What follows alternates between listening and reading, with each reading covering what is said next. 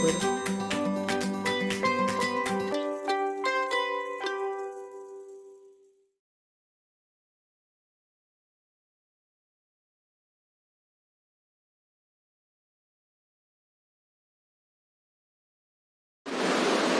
students, welcome to all Scholar Coaching classes. So today I will be taking up a topic from class 8 Science, chapter 1, crop protection and management. This is a very interesting topic and I hope you will enjoy it. So as we all know that plants, they synthesize their own food. Okay?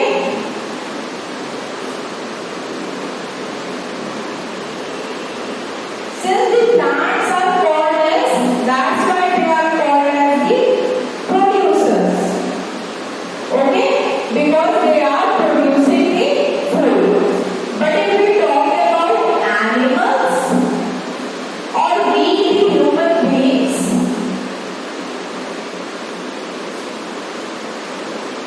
we can't synthesize our own food.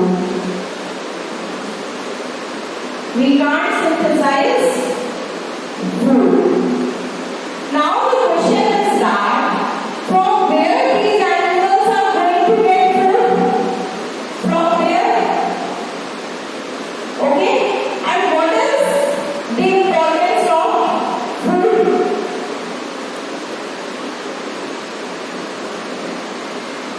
Okay? So now we will see why we eat food. Food gives us energy. The very important thing, it gives us energy. And if we have the energy, we can perform all the metabolic activities or whatever various body functions.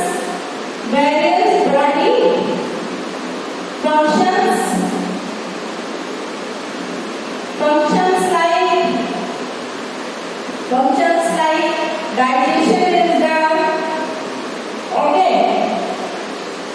Or if we talk about other respiration processes there. Okay.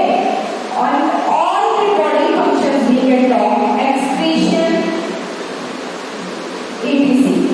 Okay. So the basic need of food is for getting energy to perform all the metabolic activities as well as various body functions like digestion, respiration, excretion, etc. Okay? If we don't eat food, we don't have energy, and if we are not having energy, we can't perform any of the activity. So all these activities are controlled or done because we have to eat food. Now the question is from where? From where do we get food? So directly or indirectly, these animals or human beings, they depend on the plants. Okay, so if we are dependent on the plants, we need to grow or cultivate them. So here comes the concept of crop production or crop cultivation. So for eating food, we need to grow the food, or we need to cultivate the plants. Okay? Now in India, if we see the population is very high. Okay? Population is high, so the consumption, if the population is high, consumption of food is going to be high.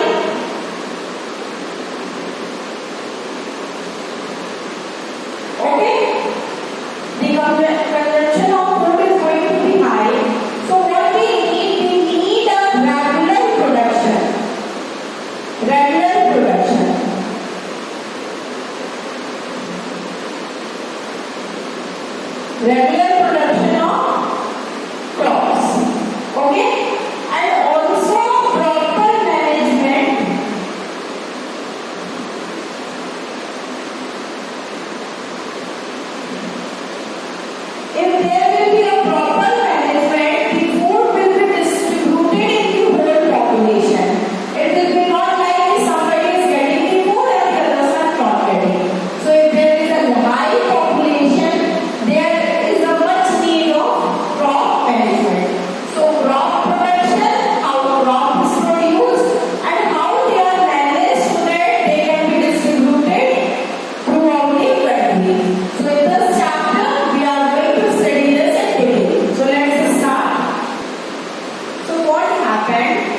till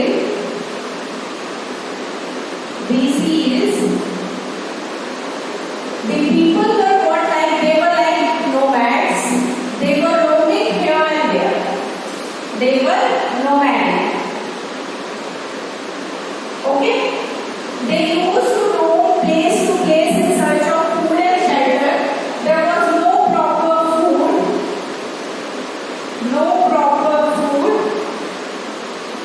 nor shelter. Okay? So what they do was, just a minute. Okay? Neither proper food was there nor a proper shelter was there. But as the human beings, they started to grow. So they were just feeding on raw foods or animals. They just do hunting, hunt animals and they just eat it. So later on what happens, these people, they started to cultivate some kinds of food. Okay, after that cultivation of crops started. Okay, so now they started to produce some of the crops like rice, wheat, and some other crops.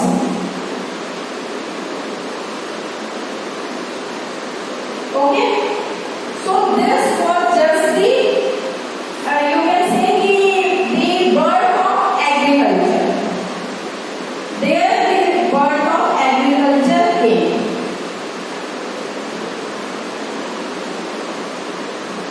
Okay, from here the agriculture gave its birth. Okay.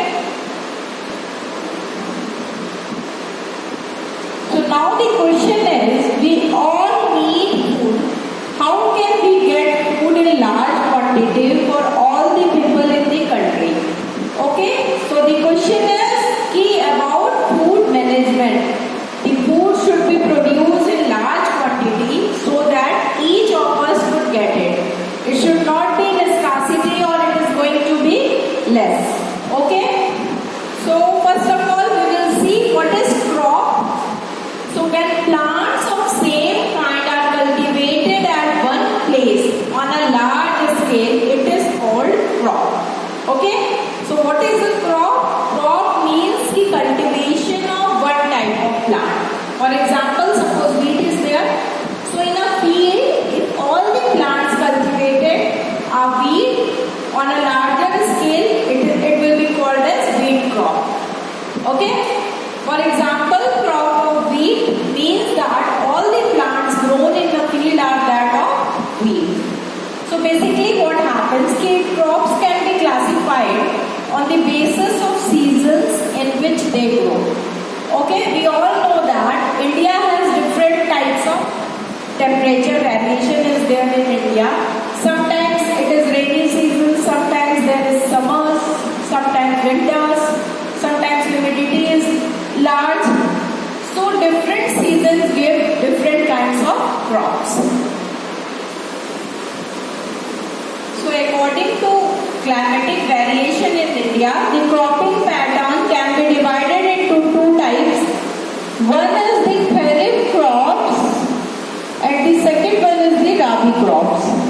So these kharif crops are shown in rainy season. This is why, because they need lots of water for their cultivation. Okay, so in rainy season there is no scarcity of water, so it is shown in rainy season. And if we talk about rabi crops, they are grown in winter seasons. Okay. So kharif crop, the crops which are sown in the rainy seasons are called as kharif crops. The rainy season in India is generally from the month of June to September. Okay, June to September is considered as rainy season, so they are grown in this time. And if we take the examples, paddy is there, maize, soya bean, groundnut and cotton are kharif crops. Okay. Now we will talk about rabi crops. So if we will see rabi crops, the crops which are grown in winter seasons are called rabi crops. The winter season in India is counted from the month of October to March. Okay. So if we take the example of rabi crops, it's wheat, gram, pea, mustard and linseeds. Okay, but what happens if there are other vegetables or fruits or some other pulses are there that are neither grown during the rainy season nor during the winter season. So when they are grown during summers. So at many places, pulses and vegetables are shown during summer. So basically we can divide the cropping in 3 seasons. Okay. So we will see about the agriculture practices which should be followed if we want to cultivate any crop on larger scale. These are following 7 steps which are to be followed. So the first very step is the preparation of soil. A good quality soil should be prepared so that the plants are grown nicely. Okay. And then comes the sowing. Then adding manure and fertilizers. Next comes irrigation. Water and all are supplied in this. Then protecting from weeds, harvesting, and at last, when the plants are cultivated, it should be stored throughout the year so that there could not be any scarcity of a particular plant. Now comes the first very step, that is preparation of soil. So now what we need to do is, first of all, we need to turn the soil and loosen it. Okay? This is the very important and very first step to be done, turning the soil and loosening of it. Now what happens after turning the soil and loosening it, it allows the roots to penetrate deep in the soil. The soil becomes free. It is loose so that the roots can be penetrated deep. Okay? So the loose soil allows the root to breathe easily even when they go deep into the soil. Okay? Breathing of roots become good when turning and loosening of soil has been done. Then the loosened soil helps in the growth of earthworms and microbes present in the soil. This is very important while soil loosening has been done because this lets the growth of earthworms and microbes. And what happens if these microbes or earthworms, they are very good for the fertility of a soil. Okay, so they help in the fertility. Since only a few centimeters of top layer of soil supports plant growth, turning and loosening of soil brings the nutrient-rich soil to the top so that plant can use these nutrients. Now what happens if not all the layer of a soil is rich. Okay, only few centimeters of top layer of soil supports plant growth. So if turning and loosening is done, what happens if some kind of nutrients is present at the downward of a soil or at the lower level, it is going to come up. Okay, and it will help the plant to attain the nutrients. Now we will see tilling and plowing. So the process of loosening and turning of soil is called tilling or plowing. As I have already told you how loosening and turning of soil is done. So this method is called as tilling or plowing. Okay. So this is done by using a plow. A plow is used. Plows are made up of wood or iron. If the soil is very dry, it may need watering before plowing. Okay, what happens if plowing is done by an instrument that is called as plow, and this plow is made up of wood or iron. Okay, so I will be showing you the figure of plow. soil, what happens if the soil is very dry, the plowing gets very difficult. It is going to take much of energies to plow a field. So first the water is put there so that it becomes some soft, the soils become some soft, and then the plowing is done. So the plowed field may have big clumps of soil called crumbs. It is necessary to break these crumbs. Okay, these crumbs are to be broken because it is going to be difficult for sowing seeds if they remain. So they are needed to be broken first. And then what is done? Next is the leveling of a field. Leveling of a field, what happens? Leveling the field is beneficial for sowing as well as for irrigation. Okay? For sowing of seed as well as for irrigation, leveling is very beneficial. So leveling of soil is done with the help of a leveler. A leveler is used for leveling the field. We will be studying in detail about a plow, leveler and all. Sometimes manure is added to the soil before drilling. Okay.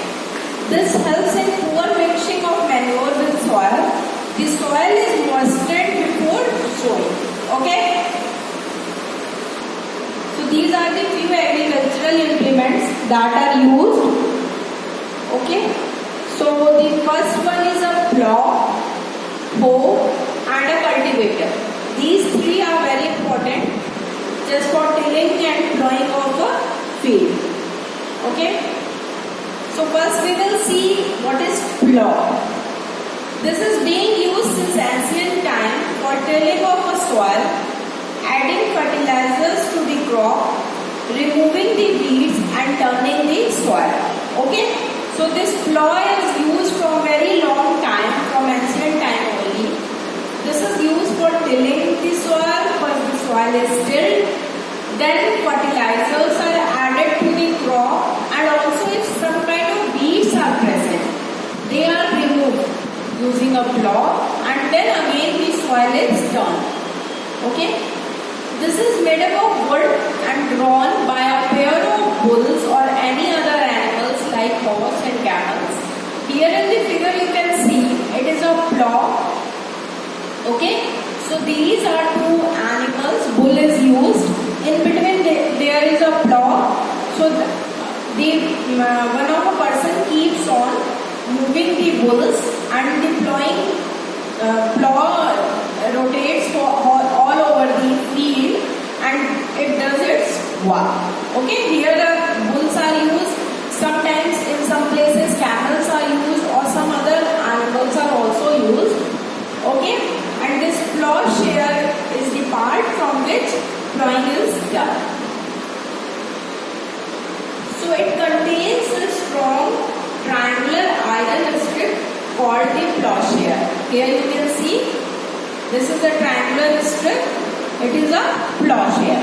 Okay. So the main part of the plow is a long lawn of wood which is called a plow shaft. There is a handle at one end of a shaft and the other end is attached to a beam which is placed on the bull's neck. Okay, here you can see the other end is placed on the bull's end and one is in the field. And one pair of bulls and man can easily operate the plow. Okay, so for operating a plow, one pair of bull and a single man is sufficient. Okay. So nowadays what happens is this plow is replaced by some iron plows nowadays. Okay, these wooden plows are replaced by iron plows. They are more efficient also and they are more durable. Fine. So next is the hoe. After plow, hoe is also used. It is a simple, very simple tool which is used for removing weeds and for loosening the soil. It has a long rod of wood or iron. Here you can see this is a figure of a hoe. There is a long rod. It is of wood or it sometimes is of iron also. This long rod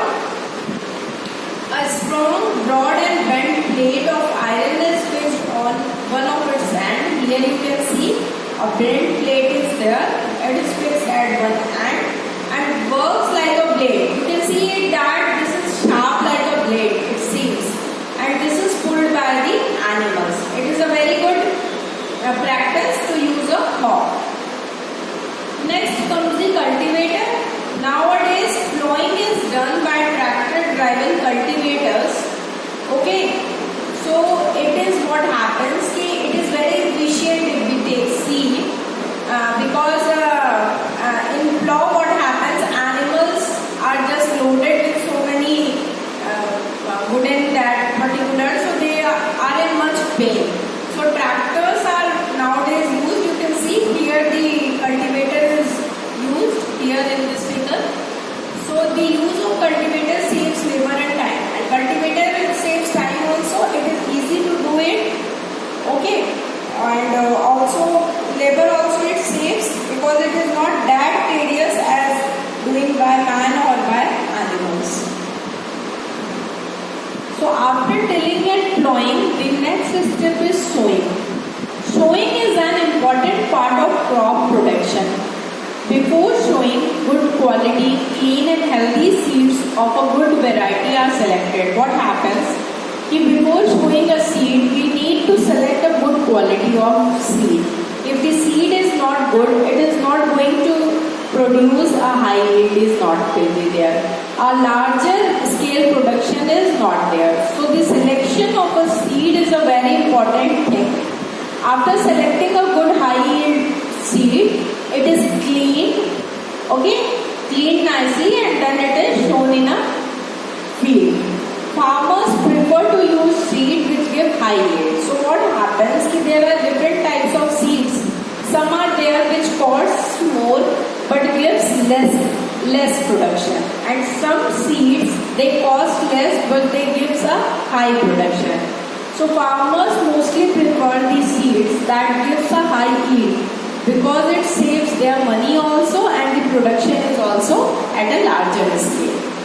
So next, in this sowing, the first very step is, as I have told you, is the selection of seed. A good and healthy seeds are selected and the damaged one are taken out. What happens? You can do a simple experiment at your home also. Take some gram seeds and put it in the water. When you will put it in the water, be settled down. And the ones that are going to float, they are not of good quality. They must be hollow from inside, or they must have been eaten by some kind of insects and all. So they are not of good quality, so they will float on the water. Okay? And the good one is going to just sink it. So this small experiment you can do at your home also. Next comes the traditional tool which is used for sowing seeds. So the traditional tool used for sowing seed is shaped like a funnel. Here in this figure you can see here it is a funnel shape, and here these two mans, they are just pouring the seeds. Okay, the seeds are filled in the funnel. Here the seeds are being filled, and then they are passed down 2 or 3 pipes having sharp ends. Here there is a pipe and it is passed through them. Okay, the end of it peers into the soil and place seeds there. So the end of this pipe is peered in the soil. It has been immersed in the soil, and now the seed will be placed here. The next is the seed drill. Nowadays it is very common to use seed drill. It is used by putting it in a tractor, as I have already shown you a figure of a cultivator, how this has been attached to a tractor, and this is very convenient method nowadays, and also it is very time saving. So nowadays the seed drill is used for sowing with the help of tractor. This shows the seed uniformly at equal distance and depth. Okay, what happens now? This traditional tool, the first drawback of that was we cannot, since it was done manually, the person has to do manually. What happens? Sometimes the seed gather at a place, and some they are not placed at equal distances and depth. In this, what happens? The seed used to be placed uniformly at equal distance and depth. Okay? It ensures that seeds get covered by the soil after sowing. Okay? Or also, what happens when this sowing is done, seed has been scattered all over the soil, then they get covered by the soil. So covering is also done very efficiently in this method. This protects seeds from being eaten by birds and other insects. Okay, if this seed is being open, it is not covered by a soil, what happens? Some kind of animals or insects can eat it. So these are being eaten by birds and other insects. So if seed drill is done, the seed is being covered by soil. So there is a less possibility that birds and other insects are going to eat it. Next is that by sowing, by using a seed drill, the very important thing is that it saves time and labor also. It is less tedious and it saves lots of time since it is easy to operate a tractor and it goes away. So overcrowding of plant is to be protected since overcrowding does not give sufficient sunlight, sufficient nutrients and water from the soil to a plant. So the third point comes adding manure and fertilizers. What happens that the substance which are added to the soil in the form of nutrients for the healthy growth of plants are called manure and fertilizers. Now if the seed is sown, so what happens? We need a healthy plant to be grown out. So for it to be grown out healthy, what we need our soil to be healthy. So what we need to put some kind of nutrients to the soil for its healthy growth. And these nutrients that are put in the soil for healthy growth are called manure and fertilizers. Okay? So the soil supplies mineral nutrients to the crop plants. So what happens is these mineral nutrients which was added in the soil, that is the manure and fertilizer, that the soil supplies it to the crop plant. These nutrients are essential for the growth of plants. In certain areas, farmers grow crop after crop in the same field. The field is never left uncultivated. Okay, so the continuous cultivation of crops makes the soil poor in nutrients. What happens if you keep on growing crop on crop, crop and crop? So what happens? The crops that are grown earlier, they will absorb all the nutrients present in the soil. So this is going to make the soil a poor with nutrient. Okay. So therefore, farmers have to add manure to the field so that they can implement nutrition, and this is called manuring. So why manuring is done? Manuring is basically done because if the plants that are grown regularly, they will take up the soil and the soil gets less nutrient. Okay, nutrient less, or it has been poor in nutrient. So that's why farmers have to add manure for making it rich in nutrients. So improper or insufficient manuring results in weak plant. If the soil is not manured properly, if there is not proper nutrition in the soil, so this insufficient manuring or insufficient improper manuring is going to result in weak plants. So if proper nutrition is not given to a plant, the plants are going to be weak. So manure is an organic substance obtained from decomposition of plants or animals' waste. What happens is sometimes those animals that have died earlier or the plants that have died earlier, they are just decomposed into the soil. So their organic substances is there, some nutrient is there that has been there itself in the soil. So farmers dump plant and animals waste in pits at open places and allow it to decompose.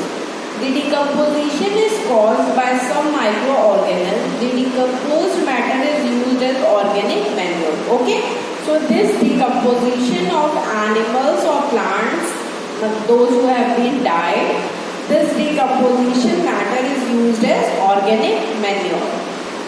So this was about manuring. Now we will see how to add fertilizers in the soil.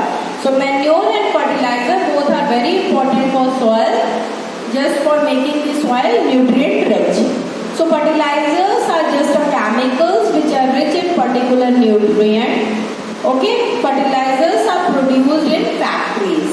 Okay, these fertilizers, they are produced in factories. Some of the examples of fertilizers are urea, ammonium sulfate, sulfur phosphate, potash, nitrogen, phosphorus and potassium, that is also called as NPK. So the use of fertilizers has helped farmers to get better yield of crops such as wheat, paddy and maize. What happens is these fertilizers, they give a better yield, means a good production of crop can be done. Okay, and we have seen that many of the farmers have got a good production of wheat, paddy and maize while using these fertilizers. If these fertilizers are used, they just increase the nutrient content of a soil and thus they give a good yield of crops. But excessive use of fertilizer has made the soil less fertile. Now what happens, these fertilizers, they are not good to health also, and they are also not good for soil since they are made up of some kinds of chemicals. So if it is used very excessively, it is going to make the soil less fertile, or it is just killing the fertility of a soil. And also one of the drawback of fertilizer is that the fertilizer is the main source of water pollution. The water pollution happening nowadays, it is because of the much use of fertilizer. Therefore, in order to maintain the fertility of the soil, we have to substitute fertilizers with organic manure. Okay, so nowadays organic manure is very common, and instead of fertilizers, we should use organic manure because they are not harmful for our society or for other things like water pollution, or these things are not. So now we will see about crop rotation. The farmers are always encouraged for crop rotation. Since what happens if the farmers keep on growing one crop in a field all the time, so what happens, it is going to kill all the nutrients and minerals present in the soil. So the next crop which is grown in the next season, that is not going to be very fruitful, or it is not going to give a high yield. So farmers are always encouraged to have crop rotation, to do crop rotation. So let's see what is crop rotation.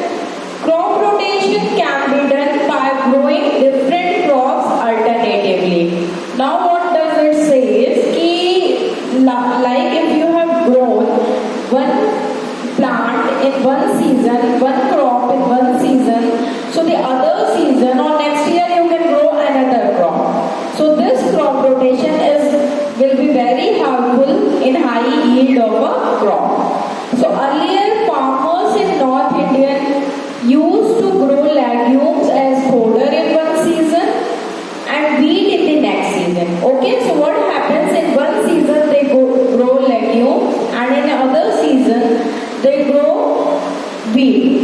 So this helped in replacement of soil with nitrogen. Okay, so what happens is soil used to get rich with nitrogen. This process helps. So this was a feature of a crop rotation. Okay. So as we have read about fertilizers and manure, let's see the difference between them, how fertilizer differs from manure.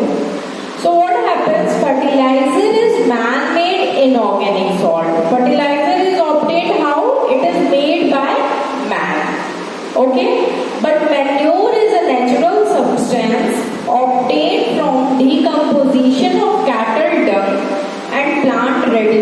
residues. So what happens ki manure is a natural substance. It's not an inorganic substance. It's a natural substance which is going to be decomposed, which is going to be formed by the decomposition of cattle dung, any cattle dung, cow dung or any dung can be used, and also the plant residues. Okay, so this is the major difference between a fertilizer and a manure. Now next comes that fertilizer is prepared in factories. Okay, so where do we prepare fertilizers? They are prepared in factories. We cannot make it by ourselves. Okay,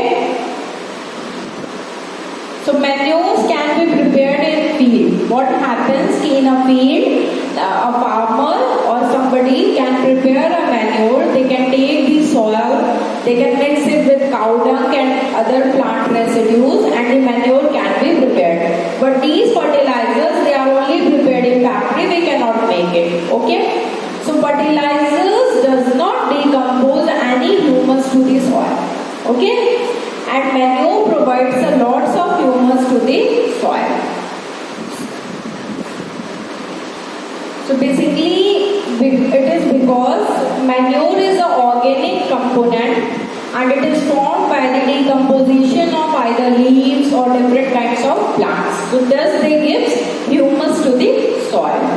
And fertilizers are very rich in plant nutrients like nitrogen, phosphorus and potassium.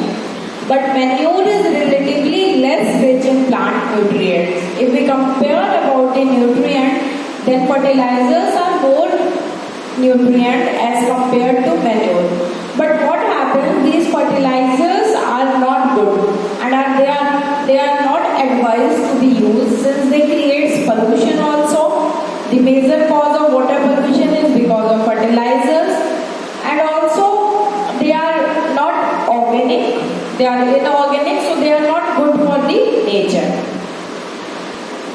So as I have told you that fertilizer is not good for nature, it means that manures are more beneficial.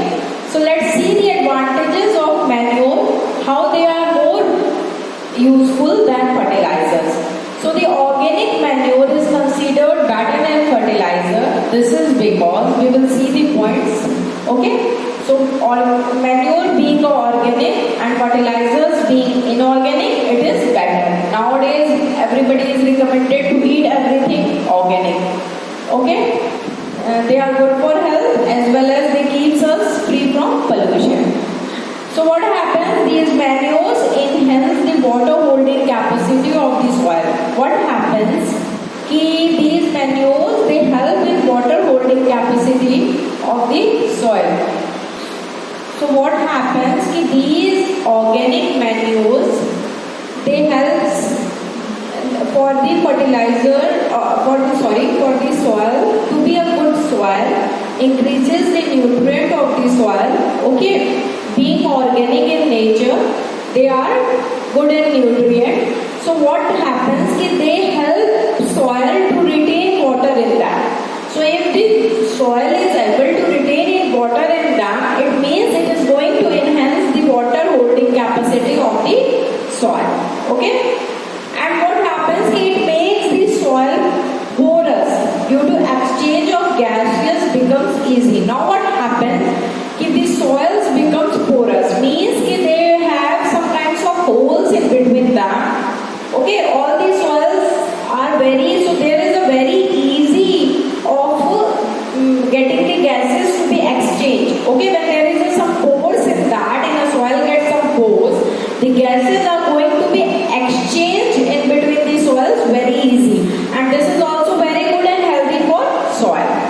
Then what happens? It increases the number of friendly microbes. As we all know that it is rich in humus, so it is going to increase the microbes which are very friendly for the soil, like earthworms is there and other microbes are there, which increase the nutrient of a soil. So it improves the texture of soil. The very important thing is that it is going to improve the texture of soil. Now the soil is going to be rich, nutrient rich. The soil is going to retain much of the water, so the texture of the soil soil is going to